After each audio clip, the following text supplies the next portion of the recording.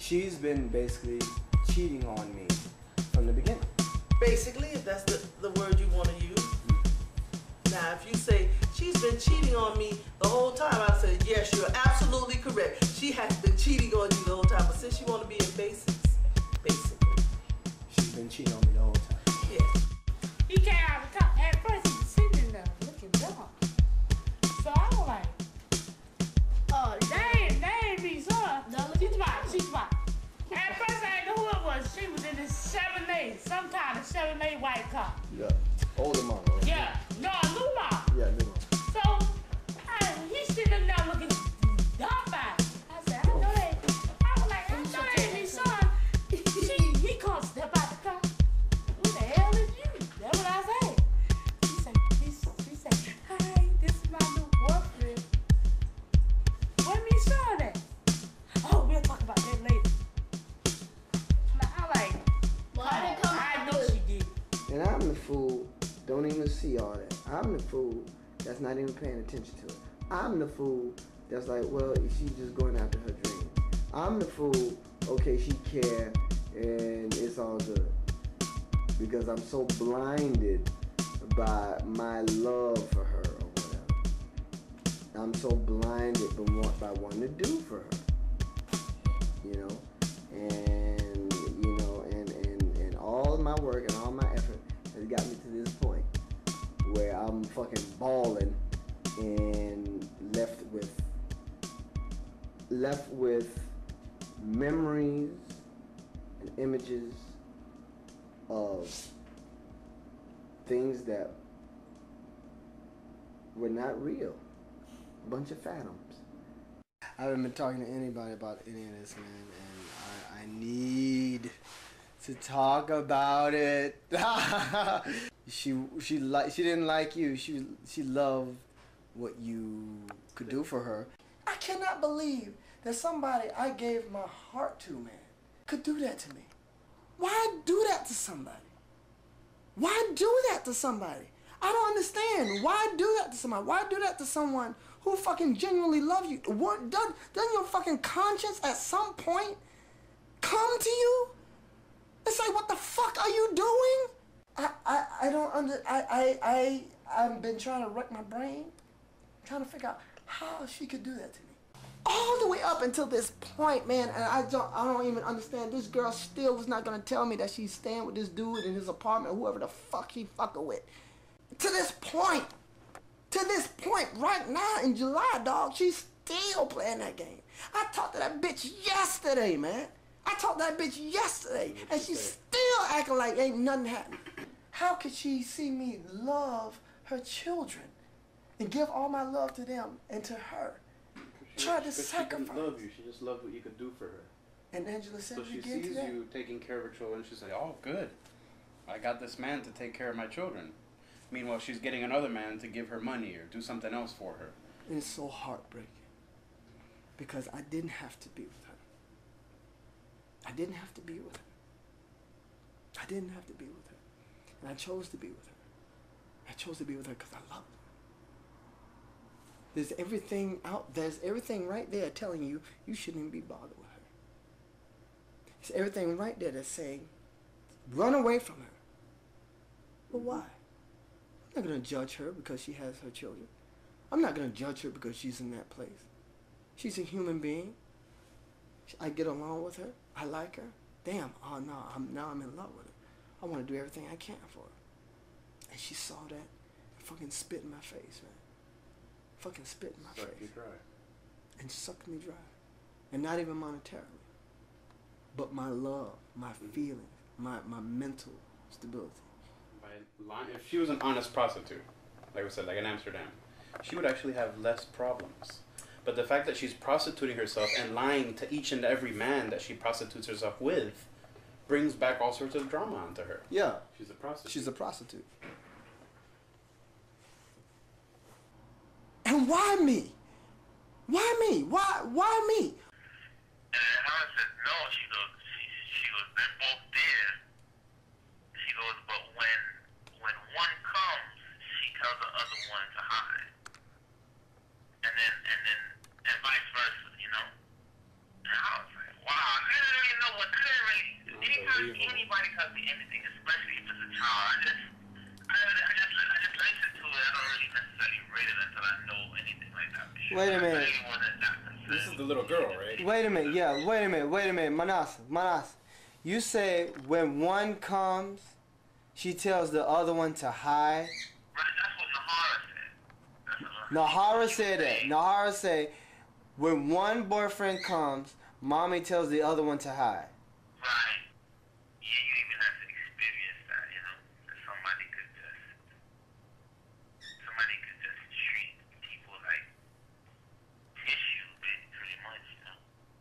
Just wipe their nose with you and toss you aside, and it's not even a big deal. And the saddest thing about it is, even if you were to confront her about it, you know, teary-eyed, you know, she would just be so nonchalant and just so, like, completely matter of fact and insensitive about it that would shock you even more. Your tears would mean nothing to her, you know,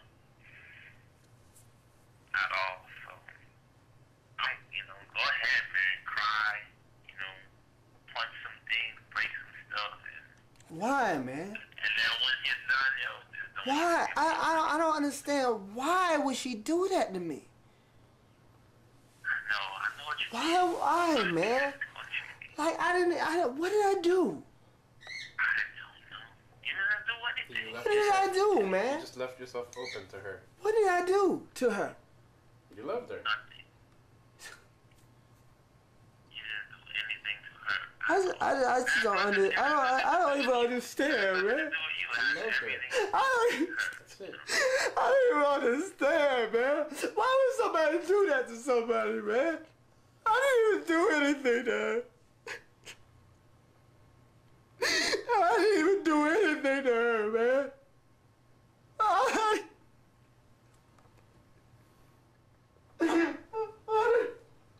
What did I do? I didn't do anything.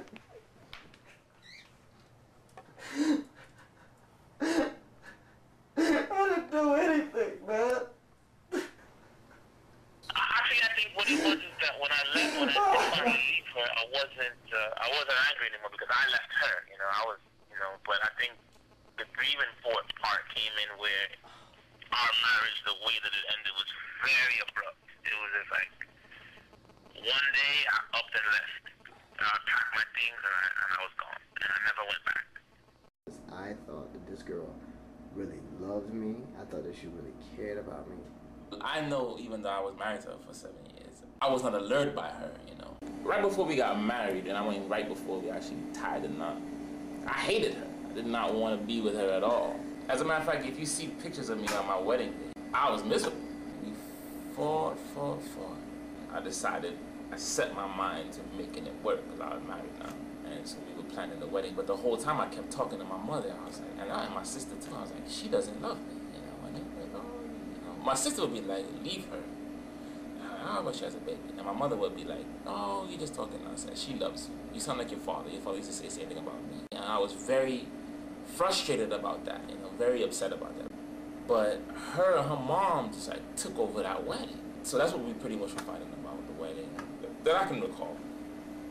And probably me just fighting about how much I just couldn't stand her, you know. She was 6 months pregnant at the time. I guess that was kind of hypocritical to say, because by that time I didn't love her either, you know. But the prospect of being a weekend dad just killed me, because I had vowed that I would not be what my father was to me. She broke my spirit about,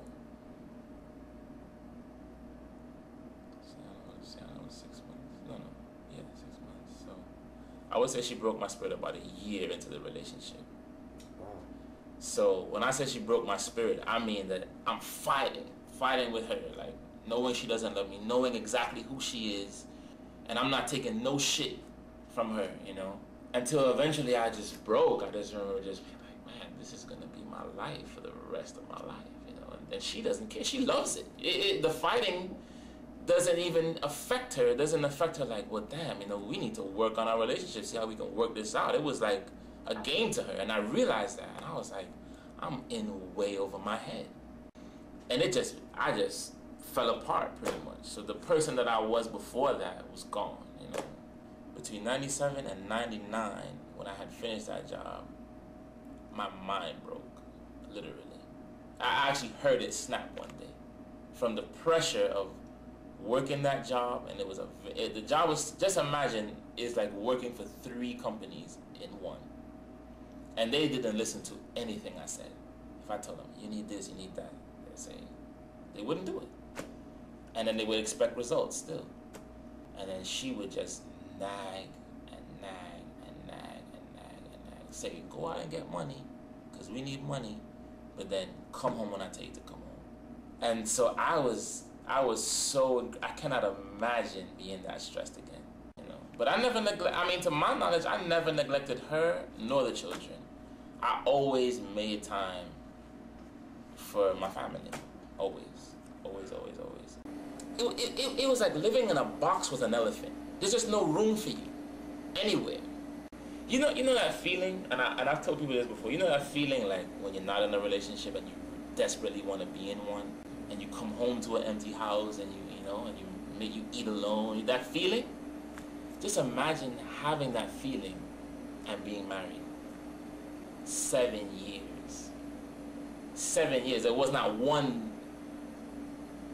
significant moment, I can say, like a significant period of time where I could say I really felt like one with her. I'm not saying that we didn't have our ups and downs and that we didn't have that good times, but those good times lasted, not, no time at all, maybe a month, 3 months the most in a 7-year relationship, and that's even worse because it gives you hope. Yeah. It gives you hope. Oh man, we're going good, maybe, and then she just comes along and just says, what? You got hope? There you go. Pick that shit up. Explain to me about the pain, man. I can't. The pain is like it's like I don't know. Well, honestly, you should be prepared to go through these incredible lows.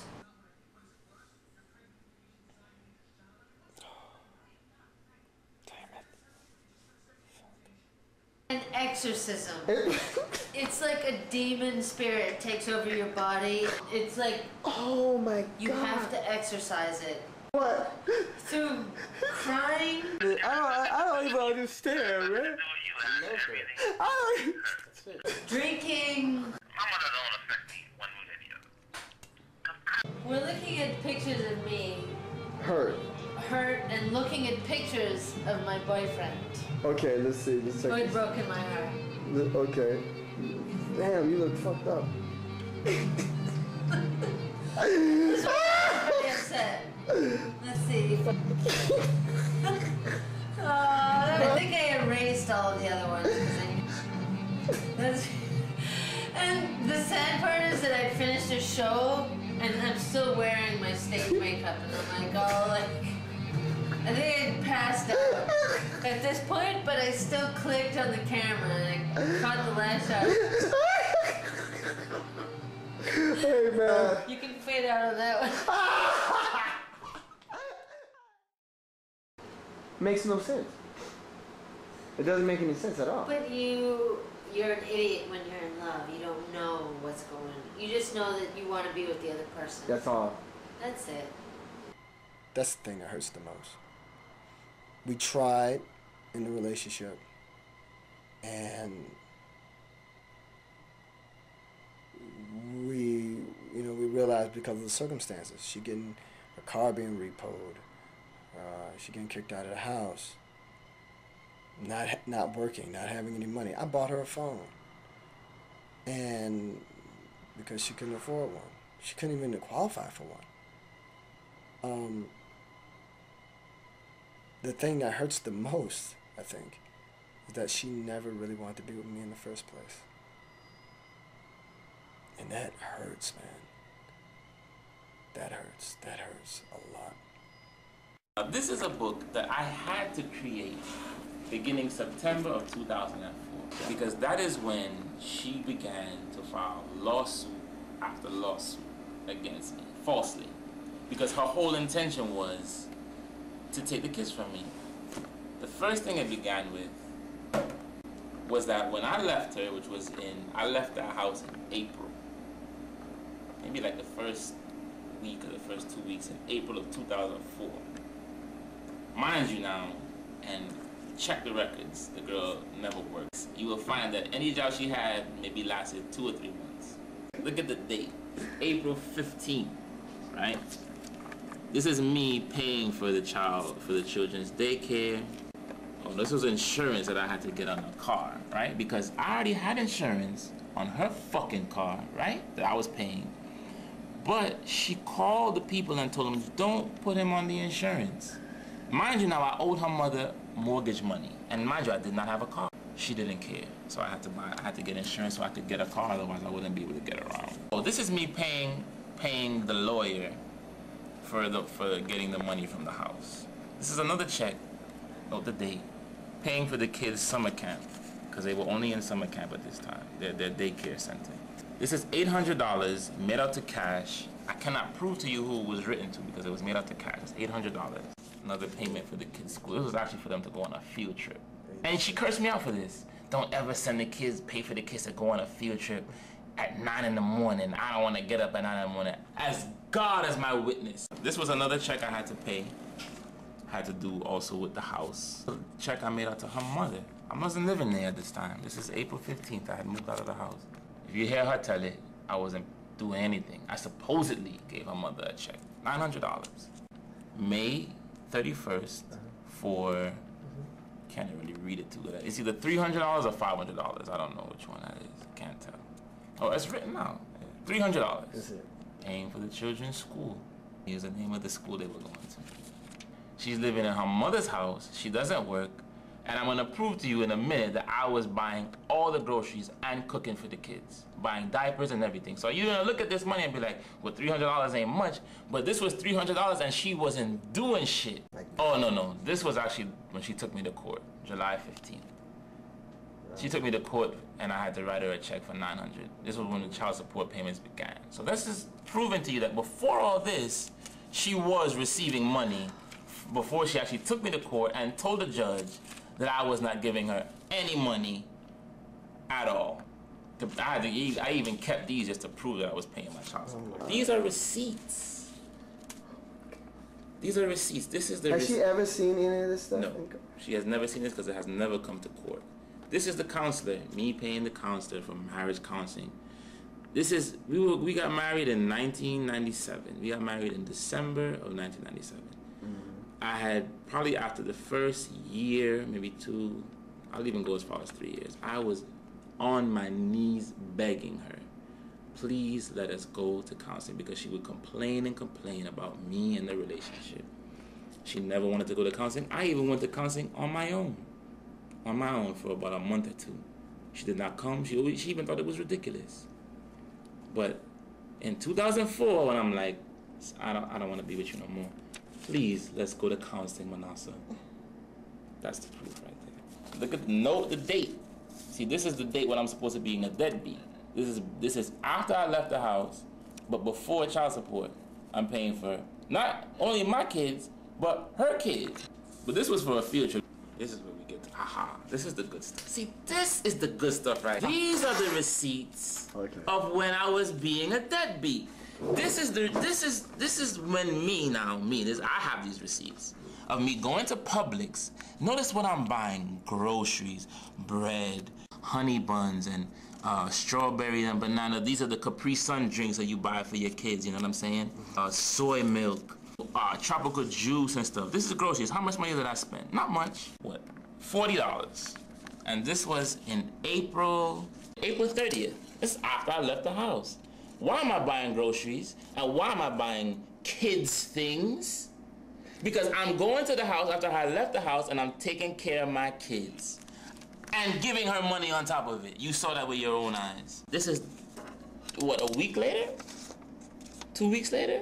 This is a week later. This was April 30th, and this is May 3rd. May 3rd. I'm going back to the grocery store to buy more juice and some oil. And some soy milk, right? So this is a person who isn't just buying groceries once a week and dropping it off, because obviously I'm there day after day and I know, oh, I gotta go get a little more juice because the kids drank it all up. So I gotta go back to the store now. This is me going to Walgreens. This was like I think I bought some crayons, some Spider-Man shit. I don't play with Spider-Man shit. This is for my kids. Where's the date on that? May 6th, 2004. A cereal. And look at the kind of cereal. Apple Jacks, Corn Flakes. I don't eat that shit. What is the date? May 7th, 2004. Let us continue. I go and buy shoes for my children on May 12th. How much money did I spend? $75 buying shoes for my children. Here I am going to Eckerd's on May 14th at 8 o'clock at night and buying diapers for my daughter. Now, if this don't just fucking bring tears to your eyes, here I am again, May 19th. Now, mind you, I just went to the store 2 weeks ago, May 14th. Here I am going back to the store 2 weeks later, May 19th, and buying more diapers and pull-ups for my daughter, and buying more kids things, Tropical Healthy Kids, right? Florida Natural Lemonade and shit, you know, more bread, Fruity Pebbles. How much money did I spend? $80. $80. And now mind you, I'm not just buying shit, you know, look at this. Make sure you note that tilapia fillet. What was I gonna do with that tilapia fillet? Cook for my kids. Where was their mother? God only knows. God only knows. From this time, as you see these dates, going from May 15th to July, this is me doing this. I'm cooking for the entire house. Coming there every day. You see me here right now? It's right now 2:20 at night in the morning. I am at work. I would be coming from work at 8 o'clock in the morning. I would be going to school at 10 o'clock. I would get out of school around 4 o'clock and go straight to her mother's house that I wasn't living there. And this is what I would be doing until 12 o'clock when it was time for me to turn right back around and come back to work. So ask yourself, here I am. I'm cooking, I'm cleaning, I'm buying the groceries. I ain't even sleeping. I'm going to school, I'm going to work, and I'm still giving her ass $200, $300, just in case anything else happens to those kids. Tell me that ain't fucked up, man. Here we are again. Dandy Bear. And this is when? May 31st. So I ain't even sleeping. And I still find time to take my kids to fucking Dandy Bear. I am such an awful dad. I am such a deadbeat. Where do I find the time for all of this? How do I do it? Here I am again. This is May 28th. So here we are now at the end of the month. Notice that I'm buying Pampers. Once again, just in case you think this is groceries that's just for me. And I want you to ask yourself too, while I'm spending $80 here, $40 there, giving her $200, giving her mother $900, where am I living and what am I eating? Nothing. I was starving. If I ate one meal a day, I was lucky. Believe it, because I am such an awful person. I'm so selfish. I leave her alone. I don't care. Look at me, I don't even like people. And we're now in July. We're in June now, June 16, 2004. What am I buying? I'm out there buying wipes again for my daughter and diapers. $100 on groceries. What is the date on that one? This is the end of July. This is when all of this ended, because then she took me to court and said, I need child support because he abandoned me. He abandoned me and his kids. I've been dying for a level-headed, reasonable, God-fearing judge to see this shit. Dying. This is why I save all of this stuff. This is the reason why I save it. Because I'm just waiting for somebody to come here and look at the things that this woman does. Now, you were asking yourself, what was Pat doing with all that money? I'm sure you were asking yourself. To out of Africa.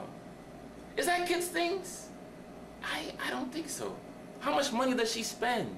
$100. Here's a good one. Natural Cosmetics. How much does she spend? $20-something. 34. When is 30-something dollars. It's May 31st. This is just to show the things that she's carrying on with. And those are just light things. Those are the light things. This is it. This is her plea for temporary relief, right? This is the day she got it. The 1st of July. It didn't actually go into effect until the 15th of July. She needed temporary relief, y'all. Relief from what? What did she need relief from? What was happening to her that she needed relief? This is crazy, man. This is me keeping, because she tells so many lies about the things that go on. I actually had to keep a diary so that if ever went to court, I would not forget. I actually had to go down to the downtown library so that I could prove that on September 1st was when the hurricane hit. Why? Filed a restraining order against me, and I'm gonna find that for you, that one. Saying that I came to her house on September 1st and put up shutters on her windows, not because I was concerned that a hurricane might come and blow my kids away, but because I was stalking her. I don't know what I did with the receipt that showed her taking out $6,000 out of her account. I don't know where that is off the top of my head. Yeah, this is the actual injunction. I mean, if you want to take a look at it, you know, this is her filing a restraining order against me, motion in order to extend temporary injunction in order to appear in hearing. It was because she said I came to her house and that I was stalking her and that I had been showed up in other places and stalking her. I don't know what those other places were. And that I had beat her up in the home in the past. Now, she's saying I beat her up in the house in the past. But yet there is no police record of me ever beating her, which I find odd. These are all police reports that have been filed. This is November 2004. What is the date? August 2004. Phoned the police for assistance in retrieving property from the residence. Am I lying? I don't think I'm lying. This is July 28th. Filing a police report against who? A criminal that broke into her house? No, her sister. She's filing a report against her own sister. This is 2004, January 4th. Tell me this is not drama. Why did she call the police? She saw an incident in the street that concerned her. This goes back to 2001. She called the police again. Why did she call the police? She called the police on behalf of someone else. That was August 6th of 94. And this is August 10th of 94. She called the police on August 10th of 1994, and then she called the police 4 days earlier about something else. Yet I have yet to see the police report that has been filed against deadbeat Manasa for kicking her ass. Where is that police report?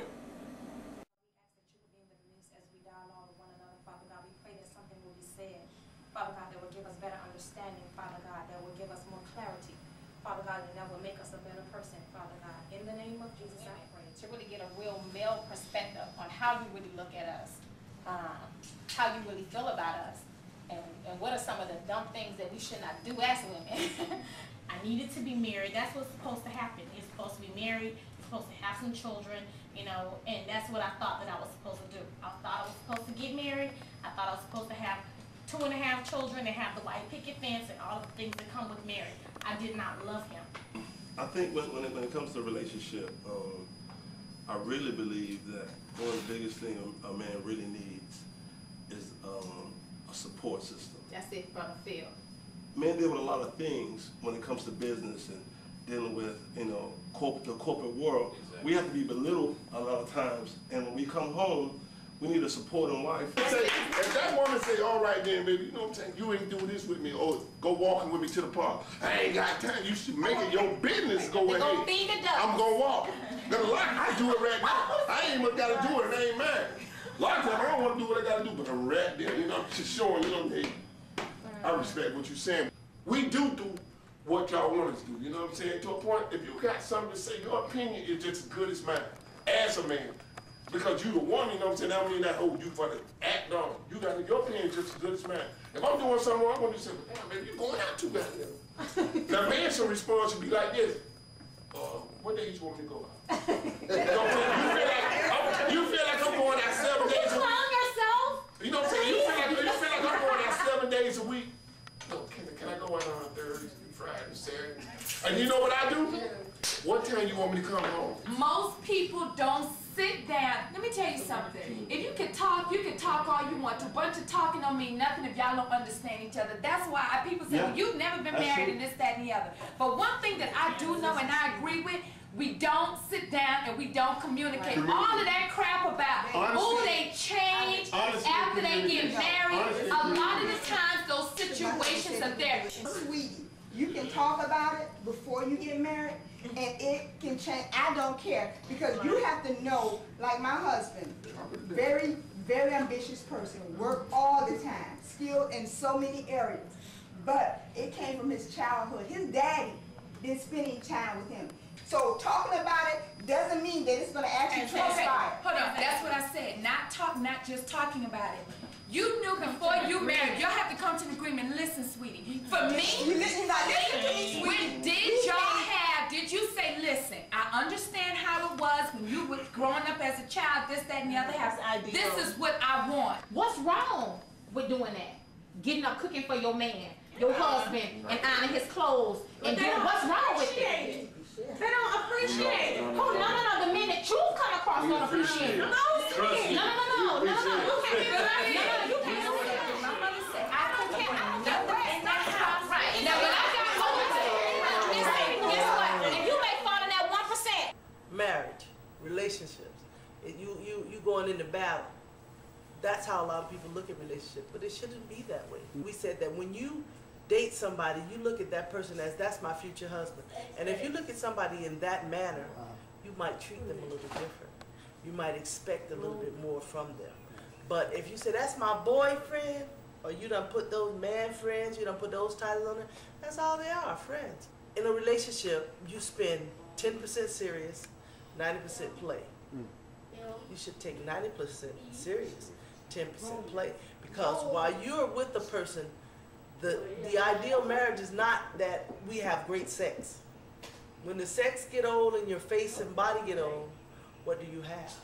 You better have some groundwork there. Because if your groundwork is shallow, your building is going to come down. He's the head of the house. You see that already. You see? If you see him to feel threatened, he's not backing down. You see what she's doing though? You know, now he backed down a little bit. But he's ready. He understands that, and she understands that I better let him handle it. These relationships are beautiful. You see? It started in nature first. Adam saw it in nature, and he desired that for him to be in a relationship. And so Eve was created. But it started when he saw the creatures sharing things together, sharing time and energy, all that together. Signing out for now. God bless you.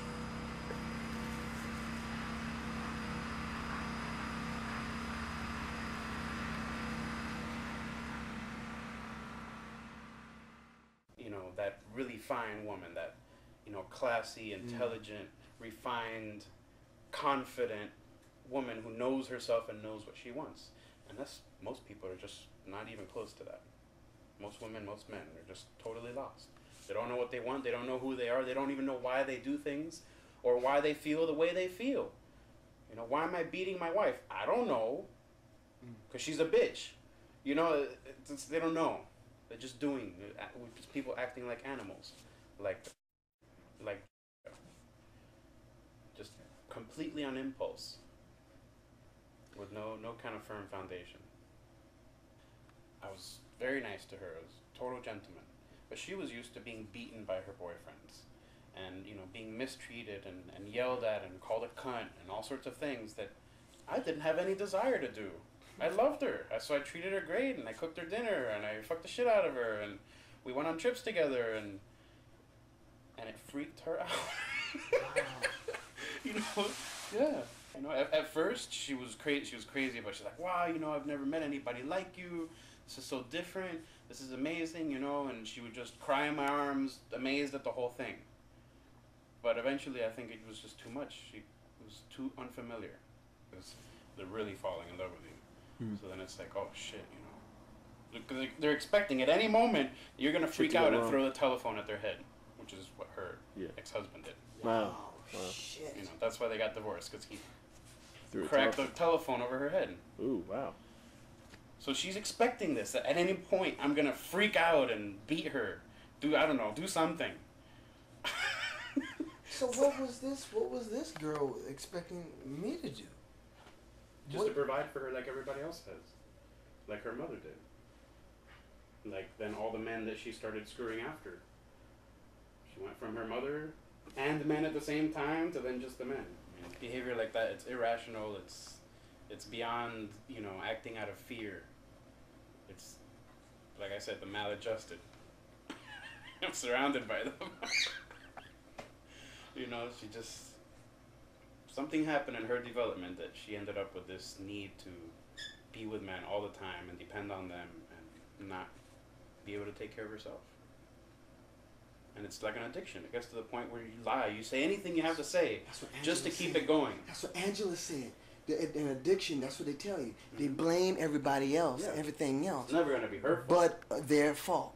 Then what they're doing. Because you, until you broke up, only saw you and then Manasa before you. Yep. Her boys and her daughters see these men coming all, you know, 3 or 4 a week, you know, just overlapping, you know, when one's not here, the other one's here. When that one's not here, another one's here. They see that shit. So that's why they call her a bitch and a whore, because they see everything. It goes back to maladjusted people. Maladjusted people? In their developmental process of, you know, growing up, something went wrong. Very wrong. Something goes wrong with everybody, but, you know. So wait. So are you telling me that there's just a million of these motherfuckers running around and by us being nice people, nice human beings? We attract them to us. But what the fuck am I doing being a nice fucking guy? That's the paradox of the thing. Fucking hell! I need to be a fucking thug then! You're a thug, you'll get a nice girl. I can't believe that. Who's used to being abused. I don't want to believe... They just want a roughneck because of the stereotype of roughnecks know how to lay it down in bed. Thugs are people that want to be like what they see on TV. The older thugs, you know, 24, 25-year-old thugs. I think they need to grow up. The rappers with the gold chains and making money and easy money at that and selling dope and not getting caught and bragging about it. Feel secure because a man who will fight for them as well. That's another stereotype. Yeah. But is this a stereotype? Yeah. Okay. Good guys don't finish first. Thug like baby. You know what I mean? What is a thug to you? A thug. A nigga that can handle his own shit. Don't take no shit. That's about his shit. A lot of thugs out here. A lot of gangsters out here. A thug and a gangster. You know what I mean? To me, that's 2 different things. I could be a thug. I could look the thug part. I could play the thug role. You know what I'm saying? I could get out there and be in the thug life and do this, sell those, shoot pistols or whatever. You know what I mean? But a gangster nigga gonna stand for here. He gonna die for here. When that shit hit the fan, he gonna go get his when his back against the wall if he broke. Gangster don't give a fuck, nigga. He gonna go do what he gotta do to get what he gotta get, nigga. You know what I'm saying? By any means necessary. And, nigga, you either in the way, nigga, you gonna get down or lay down. You know what I'm saying? Yeah, that was all about is if you got the heart for that shit. There's a lot of niggas say they thugs, nigga rob them, take their shit every day. They don't do shit about it, you know what I mean? They just, you know, they got connection, they get right back on them, but, you know what I mean? But to a time, he'll wise up, he gonna harden up. Cause there's gonna be a point in a man's life, anytime he gonna break. pick this woman's children up every day for the summer camp. That I got them in. The people said if were it not for me, they would not be in it. I picked up her children from her ex-husband's house every fucking morning, man. Every fucking morning. Made sure they had food. Made sure they were there on time and that they were safe. I did that shit. And this is the fucking thanks I get. This is the fucking thanks I get. And motherfucking black women want to know why fucking dudes don't want to be fucked up with their ass no fucking more. Because of bitches like that, yo. Bitches like that, man. Bitches like that. This is why motherfuckers want to be thugs and slap these bitches up and act, make and treat them like shit. And the women expect it. You feel weird when you do otherwise, or take advantage of you. You show kindness, they suck you dry. You show kindness, that's a fucking weakness. I got him. He'll suck. I'll go ahead and take him from him. So they got two where they get from him. Yeah. Motherfucker keep taking your shit around your shit that next time, that next nigga might not be good for you, you know what I mean? That next nigga, that might be the time you snap. Goddamn, next time somebody try me, I'm going all out for it, you know what I'm saying? So it's always the man and the thug and the nigga just about, if you gangster with it and you believe in that shit, you gonna die for that shit, nigga. You gotta respect the struggle too, though, you know what I mean? Hustler is a hustler. Gangster is a gangster, nigga. Gangster gonna stand up, feet to the concrete, nigga, you know what I'm saying? By any means necessary, like Michael May said, by any means necessary, nigga. Money first, power second, nigga, and the women gonna always come. Dime a dozen, nigga. Like I say, once that money come, nigga, you gonna buy bitches, less headache. You know what I mean? It's a business deal, bitch. I want you for an hour or two. Here you go, that's it. I ain't gotta stress nothing else. I ain't gotta worry about who you with when you leave me. You know what I'm saying? I ain't gotta worry about you worrying about who I'm with when I leave you. You know what I mean? It's really easier that way, though. What classify thug? Yeah. We not looking for that kind of thug. Right. We don't want that kind of thug.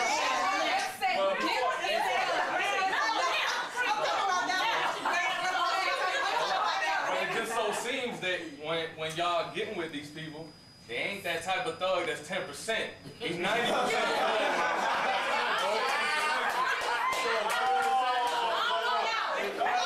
just saying. What you looking for? For example's sake, who we talk about like a Jay-Z? Like a Jay-Z.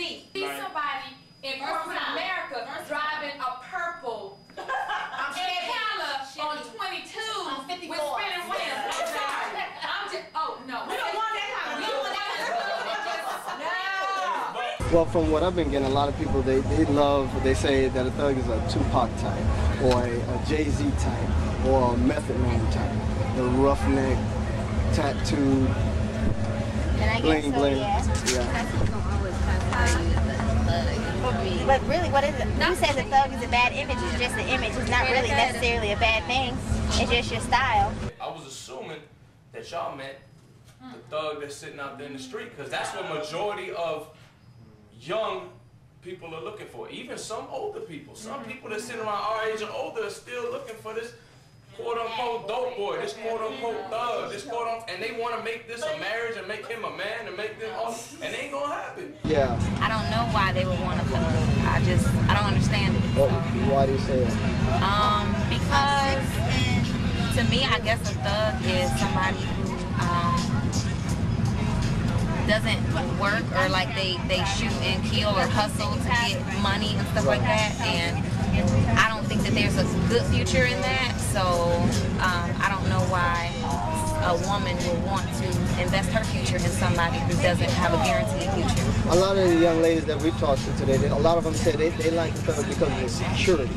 They feel like they'll be secure with the thug. He can handle his business and stuff like that. Do they mean secure financially or secure physically? I mean, some of them said physically. Yeah. Some of them said financially. Well, if they said financially, then they just really don't know what they're talking about. So that's how I feel. Just because if you're gonna be secure financially, I mean, you need like a retirement plan. You need some money saved up. You need 401k. I mean, because the thug image, it attracts it attracts me. I don't know, it turned me on. It's just something about a thug, you know what I'm saying? They just very outspoken, you know what I'm saying? Some of them is shit eaters, but... What you mean by that? What you mean by that shit eaters? Some of them bite a lot of bullshit. Yeah, like what? Yeah, they ain't real about it? Or? Yeah, they ain't real, but some of them, most thugs that I know, they down for life. Yeah. Straight up, I'm real. So 151, baby. So clean cut dudes don't do nothing for you? The thug nigga. I can tell you the difference between a thug nigga and a clean cut nigga. Pretty boy niggas want to make love to you. A thug nigga will fuck you shit out of you. And that is the big difference. When they fuck you, that dick. Okay, pretty niggas get it a dick. Thug niggas get that wood. That would have you hide in the So what does a thug niggas give you thug passion? So what does a thug nigga look like to you? Thug nigga, it depends. Look, hold on. Grilled up? I'm finna point out I'm finna point out the average thug for you. Okay, shit. We got a lot There's one coming down here. No, there go one right there. See Buddy right there? Hey, Buddy! Hey! Black! What T? Black truck! Yeah, you! See, now that's a thug nigga right there. That's a thug nigga? Yeah. True. Okay, I ain't no thug. Nah, you a blue collar, a white collar. And I don't do it though. You ain't into dudes. It depends. It depends how you come at me. If you come at me like you a green ass nigga, then I'ma treat you like you a green ass nigga. If you come at me like you a thug, then I'ma treat you like you a so, thug. Now that's interesting. Now how does a green ass nigga, does he come, hey, how you doing? You know, I saw you. Can I take you out to eat? A thug gonna come straight out and be like, little mama, what they do? Bomb. Okay. What they do? True. You feel Where me? you from? 305. 305. Me too, baby. Obalaka. Damn right. All right, y'all. Kendall, baby. Thug ain't nothing but the inner side of yourself, man, you know what I mean? Because every man got a man in him. You could be a man in age, but you ain't a man in your mind, though. You know what I mean? Because there's some niggas out here 25 still act like little boys.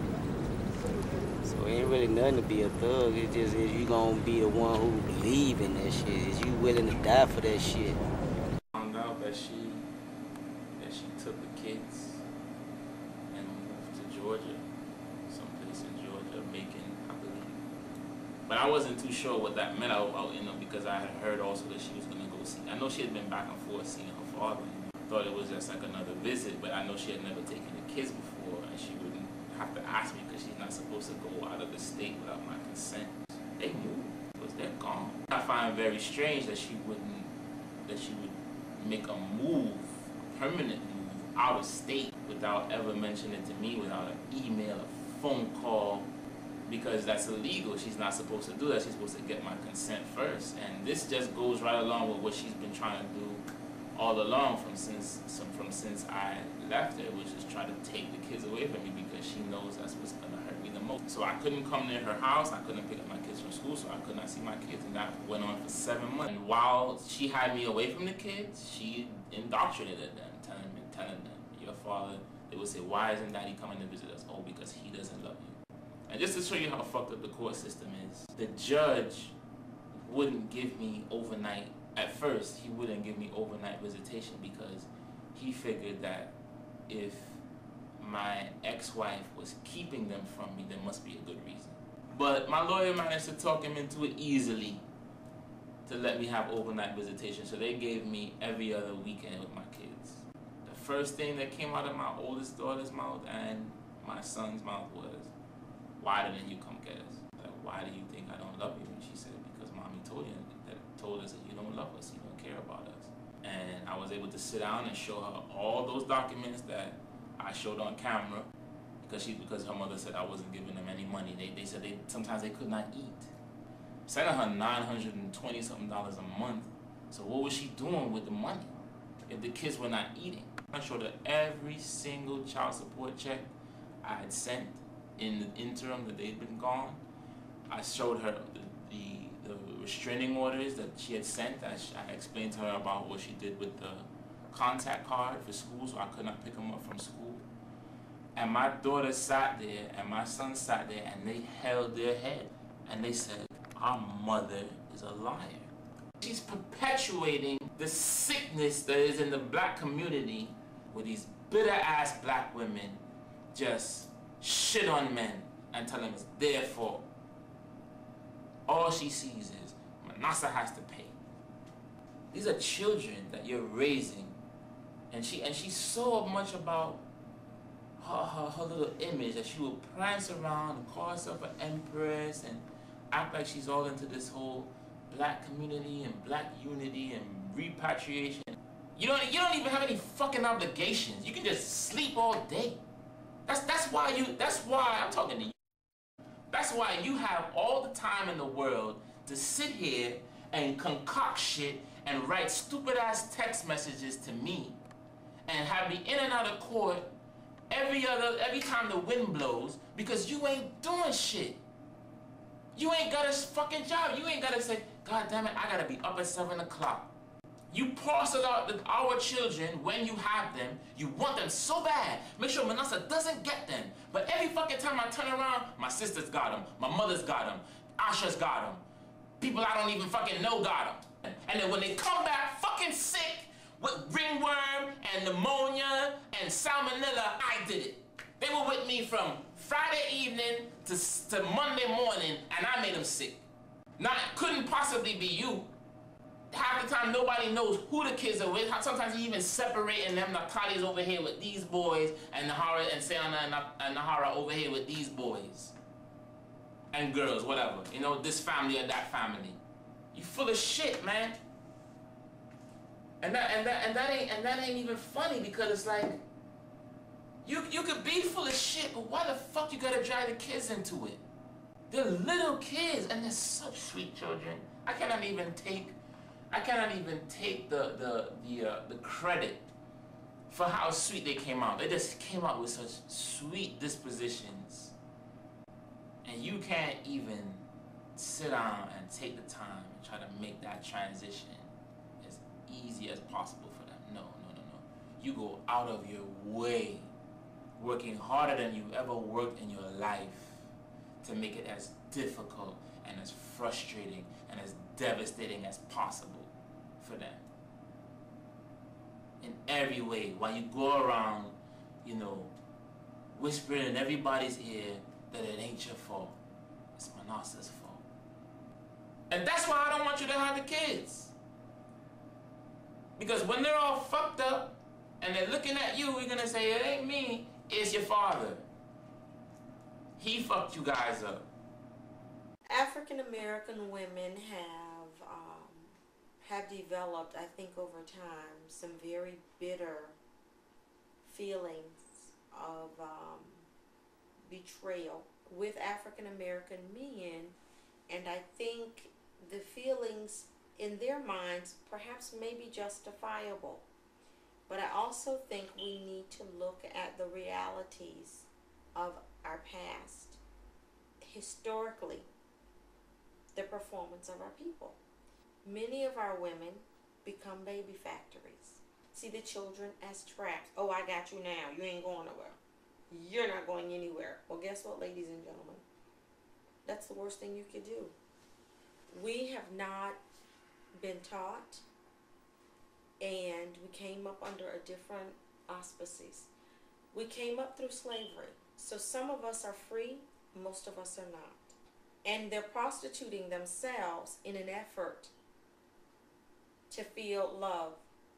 Sex, being sexual, being sensuous, being romantic, being intimate has nothing to do with love.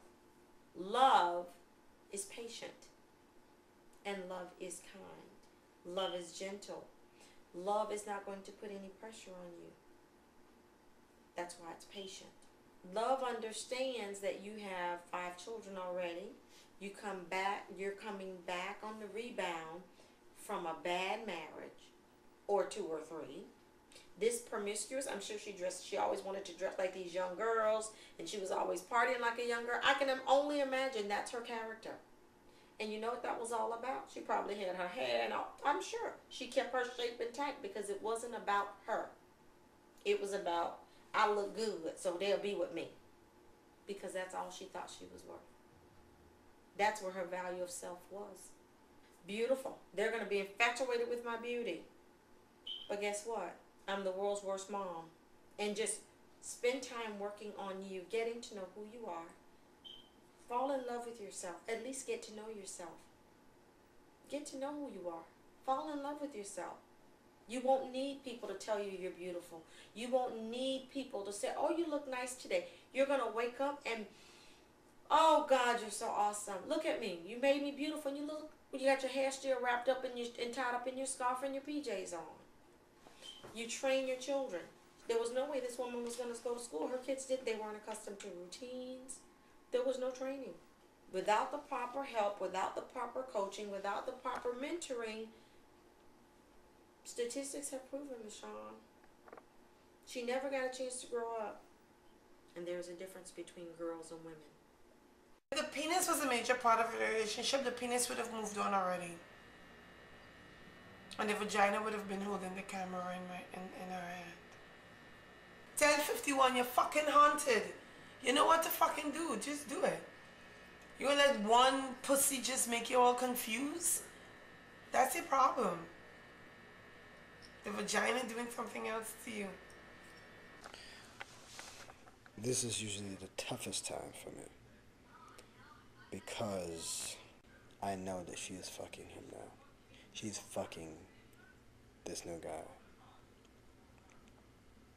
I used to always want to like do a female thing like that. Like I'm saying, like if he with somebody else, but you know, from a man point of view, man always thinking like after you been with a girl so long, you know what you did with it and all the things y'all done did from different positions to different this and emotions and shit she say to you like spank me dad or whatever. You wondering if this next man doing the same shit that you doing, is he doing it better? Yeah.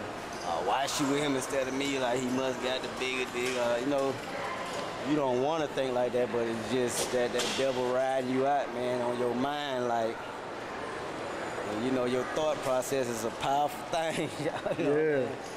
Yeah. I'm secure with my masculinity. How about that?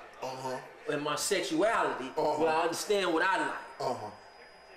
If I could say vagina. I'm secure with vagina. Okay. I don't need to be considering none of that other stuff. Okay. Can vagina be a way to oppress a man? Has it oppressed men?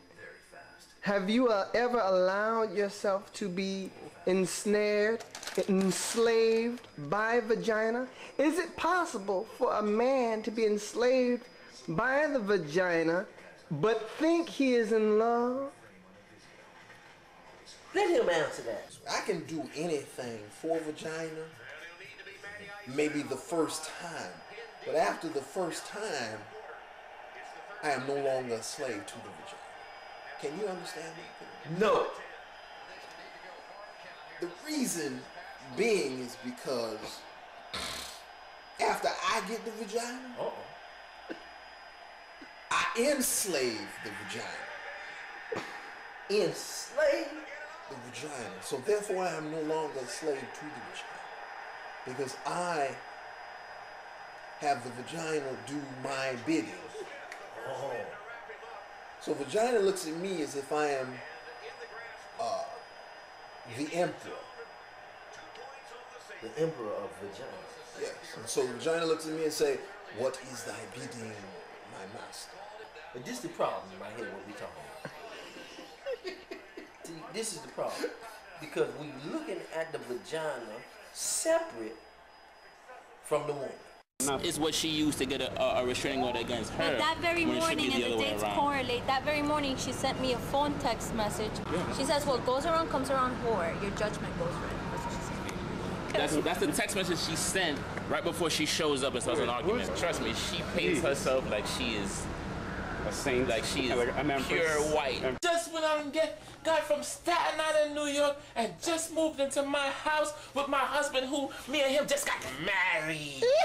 And my last name is Daniels. And he cursed out my son. He called him a bastard and a lying son of a bitch, and that he lied to him. I'm saying it. She would say all of that. Yeah, Ian didn't tell you? Brethren, what's up? You know, I'm like, what is this? I'm thinking to myself, he's like, it's Leslie Daniels. Is this Manasa? You know, I'm like, Leslie Daniels, the name isn't even ringing a bell. And then he's like, yeah, you know, me and Patricia was sitting here thinking that maybe it's about time you spoke to your kids. Man. This punk motherfucker, man. I mean, the rage that built up in me at that moment, you know, and I just thought you might, you know, want to speak to the kids. I was just like, let me speak to my kids. So he just put them on. Sayana gets on the line. She's like, hi, Daddy, how are you? And I said, hey, baby, you know, how you doing? You know, are you in school? Yes, I'm in school. And she starts to cry. She's like, Daddy, I miss you so bad, you know. And I said, baby, I miss you so much too. You know, I want to see you guys so badly, but I don't know where you are. Your mother left and she didn't tell me where you guys are to this day. I don't know where you are. And she's like, just talking to me. She's like, how's Eli, you know, and everybody. So I spoke to Grandma. And she goes, Daddy, it's so good to hear your voice. And she's just crying. So then I get emotional and I start to cry, you know. And I was like, Sayana, where are you? Tell me where you are. And I could hear Patricia in the background going. She goes, I said, baby, tell me where you are. And she goes, Mommy, he wants to know where we are. I want to tell him where we are. And then she goes, no, don't. He knows where we are. Don't tell him anything. He just doesn't want to visit you. He already knows where we are. She did not say he doesn't want to visit you. That's what I heard her say. I could be wrong, but that's what I heard. I heard her say exactly those words. He knows where we are, baby. Don't tell him anything. He just doesn't want to visit you. But he knows where we are. Don't believe him. No, she was like, Manasa, I want you to know that I think you're a jerk. Just like that. and I didn't say anything for a long time. I just sat there and I was like, but then I'm like, but if she is still of the attitude and the willingness to do that what she did in court today and carry on with this whole charade, you know, what kind of wife is she still gonna be to him? So then I was like, damn, she really hasn't changed. She ain't gonna settle down, you know. How's she gonna have a relationship? What is the relationship gonna be based on? Her drama. Just drama about always surrounded by drama. Where is the direct exchange? The give and take, her, right? Where's the give and take between her and him? The give and take. Now the whole world has to be about her and her battle with Manasa. Again, and just like it was with me. And look at me. Look at me. And look at I ain't nothing. Look at. Nappy head. Craggly old bed, big teeth, big nose, you know, living in little Haiti, and she's like, my sister said you was cute. My sister said, ooh, I like, he's cute. But she's only saying that because it's true. No, I'm kidding.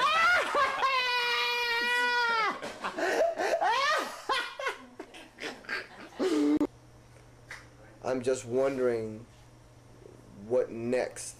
And I just don't understand how the fuck I can have a fucking theater, be the fucking kick-ass actor, fucking writer and shit like that. I can have all of that shit going on with me. I cannot fucking find somebody to stay with me. That shit just does not make sense. I can sit there and fucking memorize fucking Richard III entire script and perform the motherfucker, and I cannot find anyone decent to go out on a date with.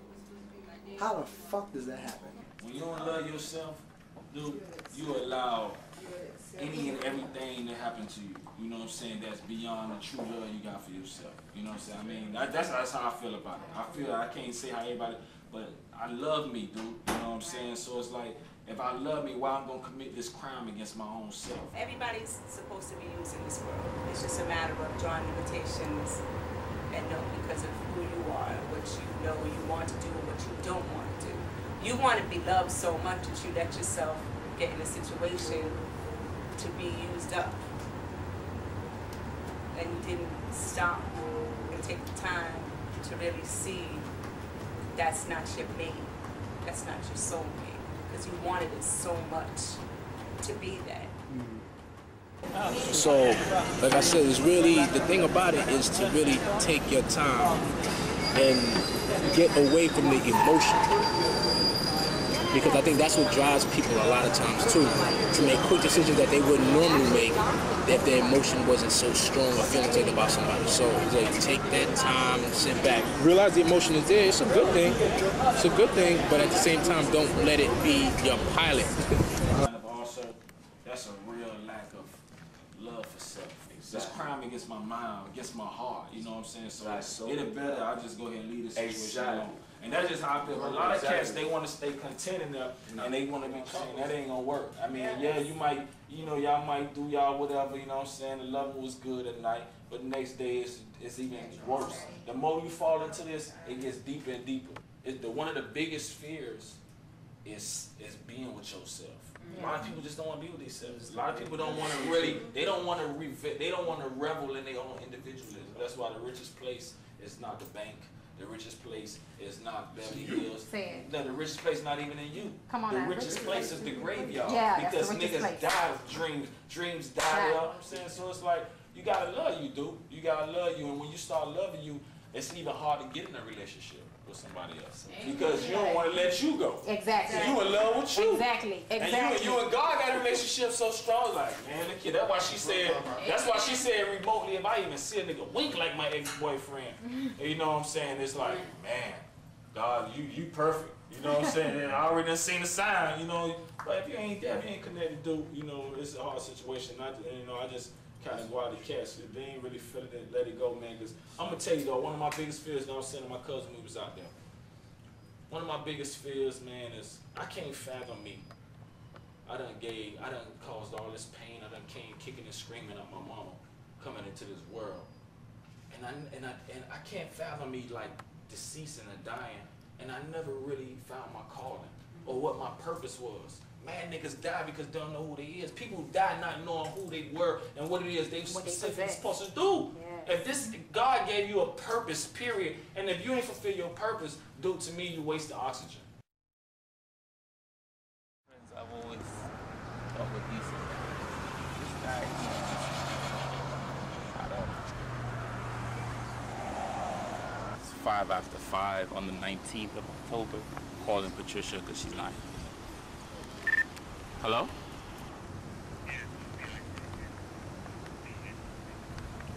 right, thank you.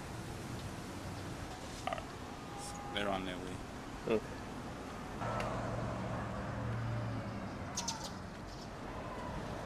See what I'm saying? Look at what they want me to pull up. They want me to pull up in the front of the school, so I have to pull up next to them. You know what I'm saying?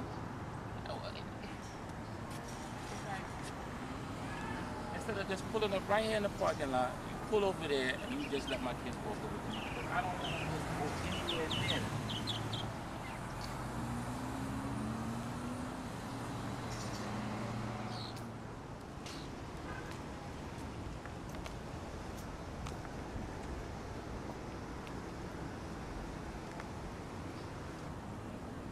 She uses, and has done it already, every opportunity to say that I've done something to her. That's why I always bring a video to you. So that's the very reason I knew she was gonna pull up here. From the time I came here, I said, watch she goes to the front of the school, because she's always waiting for an opportunity for me to have a reason to go close to her.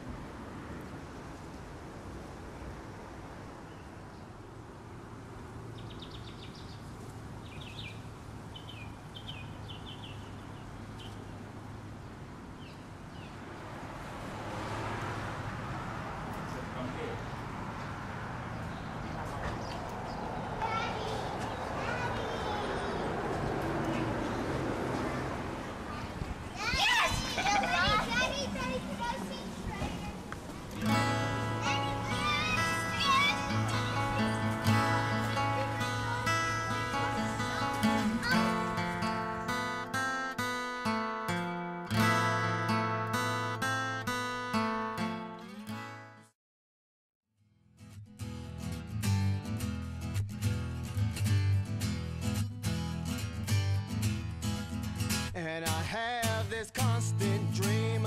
There's a well that I live in. And I can see the others climbing out.